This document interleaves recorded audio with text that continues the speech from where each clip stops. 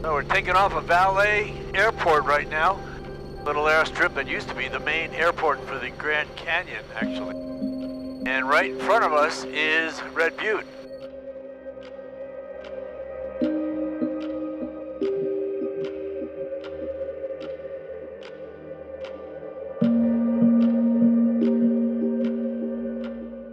What's the significance of Red Butte? Red Butte is called Weekadweesa. It is one of our creation sites in our oral histories of the Havasupai tribe. We have roamed these areas along with all other neighboring tribes on the South Rim and the North Rim for thousands of years.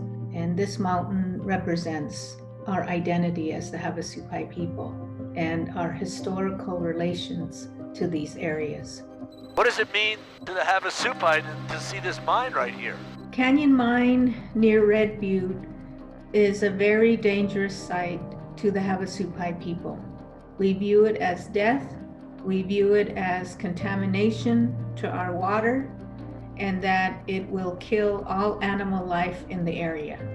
That's the way we view it as Havasupai people. It's a very scary sight to me and to all of us. Roger, runway 3. What's the groundwater flow under the mine look like? Bruce, thank you so much for getting me up in the plane today. I'm super stoked to talk to you all about the issue of uranium mining around the Grand Canyon. Canyon Uranium Mine sits fewer than 10 miles from the south rim of the Grand Canyon, atop the Redwall Moab Aquifer. And that aquifer feeds seeps and springs inside the Grand Canyon, including the sole source of drinking water for the Havasupai tribe. In 2016, the mine hit groundwater, and to date, more than 30 million gallons of water and counting, now contaminated with high levels of arsenic and uranium, have been pumped out of the mine. That water is then often misted into the air, and sometimes it also drifts into the surrounding Kaibab National Forest. Uranium mining has a long history of contaminating land and water near the Grand Canyon. A short walk from crowded tourist shops and restaurants in the Grand Canyon South Rim, which you can kind of see up there on the distance, sits the abandoned Orphan Uranium Mine. And the mine itself is really hard to see, especially since they've taken the head frame down, but you can kind of see a blank spot up there right on the rim, and that's where the mine used to sit. Most people today, because of that, don't even know the mine was there. If you're walking the rim, you'll just run into a fenced off area. That area is still radioactive.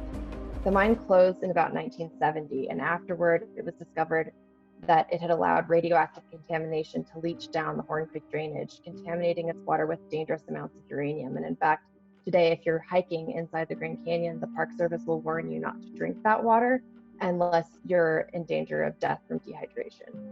So just the first phase of cleanup of Orphan Mine has cost taxpayers $15 million and counting, and it's not done yet. Where does the water in the Supai village come from? Looking up here, there doesn't look like much water. And how important is it to the tribe? Do they have much water down there? When it comes to the risks that uranium mining poses to groundwater and to Havasupai village, there's really no one else who can talk about that quite like my friend and our partner at the Havasupai Tribal Council, Carlotta Talusi. The groundwater flow under Canyon Mine, to my understanding, is very vast, and it covers a lot of the rim, the south rim of the Grand Canyon.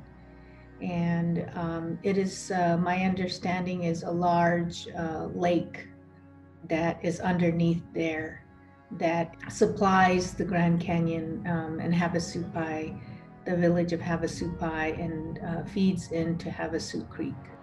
The water comes from the San Francisco Peaks, and that fills up that huge Redwall Moab Aquifer for thousands of years. Water is very important to us because, one, it identifies us as Havasupai people. Havasupaja means people of the blue-green water. So it is our name. It runs through our veins, and it runs through our village. And we want to keep our water clean. We want to keep our communities and our animals and our people safe from any such contaminants that may come down the river. And the tribe has decided that this is not going to happen in our lifetime. What happens to the water in the Havasu Creek if it does become contaminated?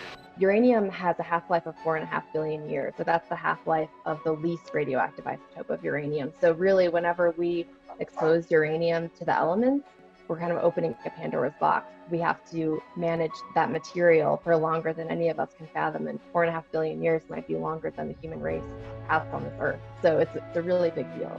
Our identity is still here. Our history and our culture is still here. And that's what we're trying to protect.